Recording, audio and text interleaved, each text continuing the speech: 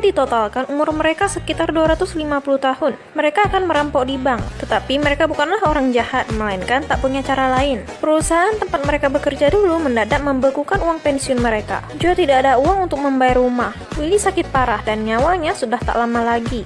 Dia hanya ingin naik pesawat dan pergi melihat cucunya. Sedangkan Al masih harus membuka les privat musik untuk menghasilkan uang. Karena mereka sudah tak ada cara lain, jadi mereka berencana untuk merampok uang di bank. Bagaimanapun juga, mereka sudah tua. Jika tertangkap dan masuk penjara, tidak lagi menjadi masalah besar untuk mereka. Namun, untuk melakukan kejahatan di usia seperti ini, nampaknya akan sedikit lebih sulit. Jadi, mereka bertiga memutuskan untuk latihan kelincahan kaki dan tangan dulu dengan mencuri makanan ringan di supermarket. Sesampainya di supermarket, Joe langsung mengambil sekotak keripik kentang kesukaan cucunya dan memasukkan ke dalam celananya. Willy memesan sepiring besar daging sapi lalu mengambil sekotak jelly dan masukkan ke dalam bajunya. Willy tampak sangat tenang ketika keluar dari supermarket.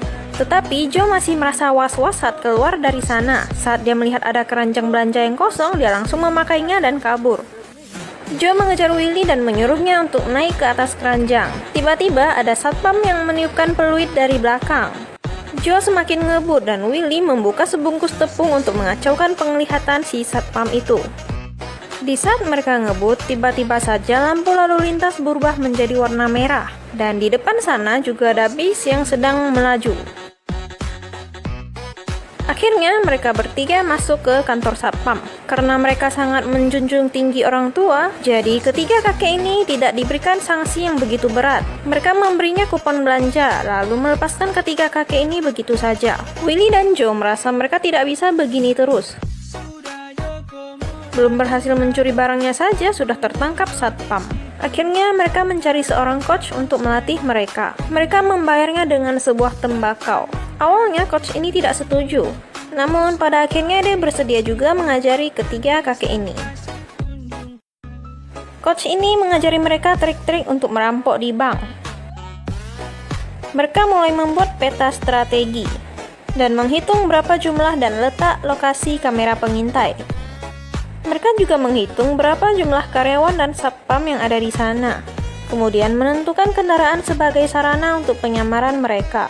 Mereka juga belajar cara menghidupkan mobil tanpa kunci. Kemudian berolahraga melatih sendi mereka agar tidak kaku.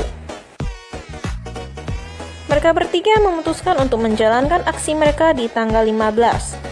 Ada satu panti jompo yang akan mengadakan karnival untuk mereka yang sudah lansia. Lalu tiga kakek ini mengajukan diri dan mendaftar ke acara itu.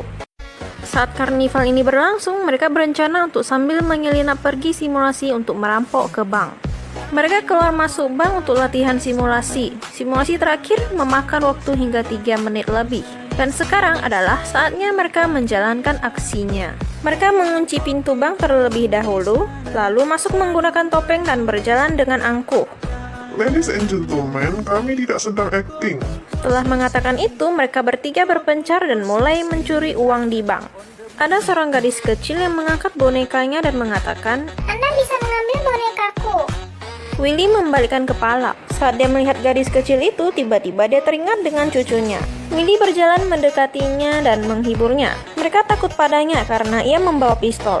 Willy menjelaskan padanya bahwa dia tidak benar-benar ingin merampok. Dia hanya ingin mengambil kembali uang pensiunnya agar bisa membeli tiket dan pergi menemui cucunya. Tiba-tiba Willy terjatuh dan gadis kecil itu berniat ingin membantunya dengan sedikit membuka topengnya. Kemudian dia tak sengaja melihat jam tangan Willy dengan wajah cucunya di sana. Tiba-tiba saja ada karyawan yang memencet tombol darurat, lalu mengambil senjata yang ada di lantai. Dia mulai menembaki tiga kakek tua itu. Kemampuan menembak karyawan itu terlalu lincah dan cepat jika dibandingkan dengan ketiga kakek itu. Karena dari awal mereka memang tidak ingin melukai orang lain, jadi senjata si kakek tidak ada pelurunya. Hanya sekedar untuk menakut-nakuti saja.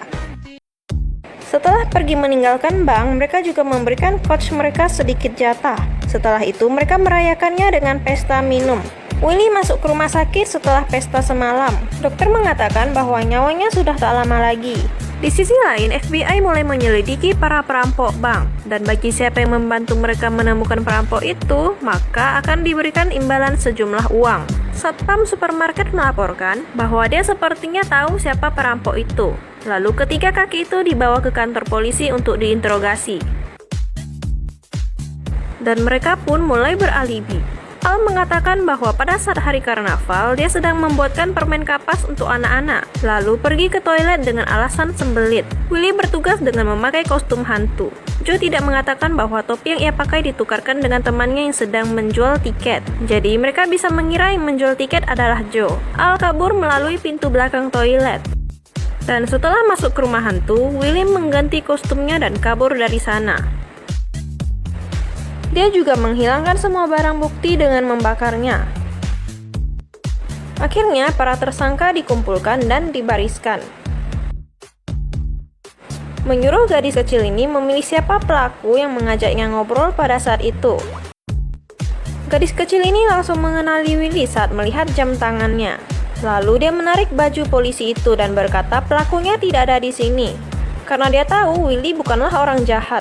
Dengan begitu, ketiga kakek itu akhirnya berhasil lolos. Di lorong ini, dia juga bertemu dengan anak dan cucu Willy.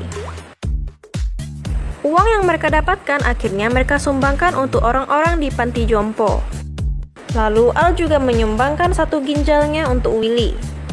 Ketiga kakek ini menghabiskan hari-hari tua mereka dengan berkumpul bersama seperti ini.